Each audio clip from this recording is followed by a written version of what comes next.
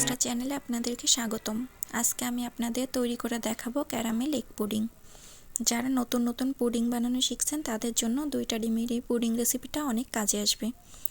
Pudding বানানোর আগে আমরা ক্যারামেলটা বানিয়ে নিব। চুলায় একটা কড়াইতে দিয়ে দিচ্ছি 1/3 কাপ চিনি, তার মধ্যে দিয়ে দিচ্ছি 4 টেবিল চামচ পানি। এরপর চুলার জালটা হাই হিটে রেখে কিছুক্ষণের জন্য জাল করে নিব। এই সময় কিন্তু অনবরত নাড়তে হবে, না নাড়লে কিন্তু নিচে থেকে ক্যারামেলটা পুড়ে যেতে পারে। এরকম লাল হয়ে গেলে চুলাটা বন্ধ করে সাথে সাথে যে বাটিতে পুডিং সেট করব সেই বাটিতে ক্যারামেলটা ঢেলে নিব।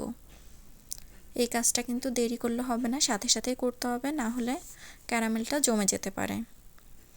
এবার বাটিটাকে ঘুরিয়ে ঘুরিয়ে সব দিক দিয়ে সুন্দর করে সমানভাবে ক্যারামেলটা লাগিয়ে নিব। এবার চুলায় একটা হাঁড়িতে দিয়ে দিলাম আধা লিটার দুধ। দুধটা জাল করে অর্ধেক করে নিব। একটা বাটিতে 2টা ডিম ভেঙে নিচ্ছি পুডিংয়ের জন্য। এর মধ্যে দিয়ে দিলাম 1/3 কাপ চিনি আর দিয়ে দিলাম হাফ চা চামচ ভ্যানিলা এসেন্স। ডিম, চিনি আর ভ্যানিলা এসেন্স খুব সুন্দরভাবে মিক্সড করতে হবে যাতে চিনিটা সম্পূর্ণরূপে গলে যায়।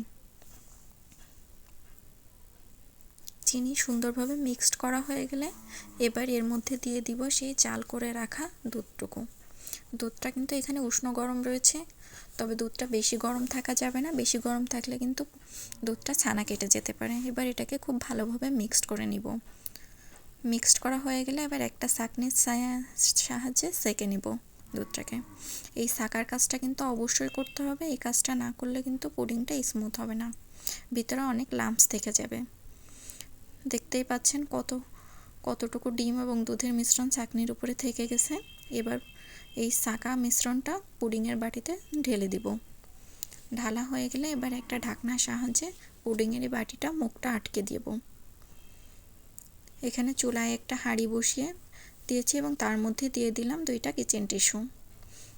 তার মধ্যে দিয়ে দিচ্ছি পর্যাপ্ত পরিমাণে পানি। পানি দেওয়া হয়ে গেলে এবার পুডিংয়ের বাটিটাকে আমি হাঁড়ির মধ্যে বসিয়ে দিব। বসিয়ে ঢাকনা দিয়ে ঢেকে দিব 30 মিনিটের জন্য।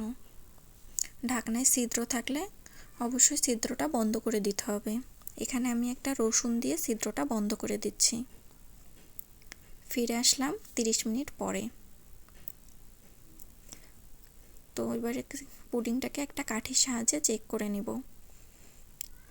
তো দেখতেই পাচ্ছেন আমার কাঠিটা একদম ক্লিয়ার আসছে এবং চুলা থেকে নামিয়ে ঠান্ডা করে নর্মাল ফ্রিজে রেখে দেব 1 ঘন্টার জন্য। ফ্রিজ থেকে বের করে এবার আমি আপনাদেরকে পুডিংটা ডিমোল্ড করে দেখাচ্ছি।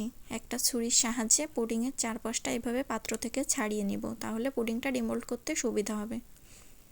এই কাজটা সাবধানে করতে হবে, না হলে পুডিংটা ভেঙে যেতে পারে। দেখতেই পারছেন কতটা পারফেক্ট হয়েছে আমার পুডিংটা।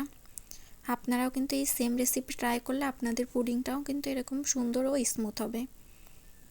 তো আমার আজকের রেসিপিটা নিশ্চয়ই আপনাদের খুবই ভালো লেগেছে। আর আমার রেসিপিটা যদি ভালো লেগে থাকে তাহলে অবশ্যই আমার চ্যানেলটিকে লাইক এবং সাবস্ক্রাইব করতে ভুলবেন না।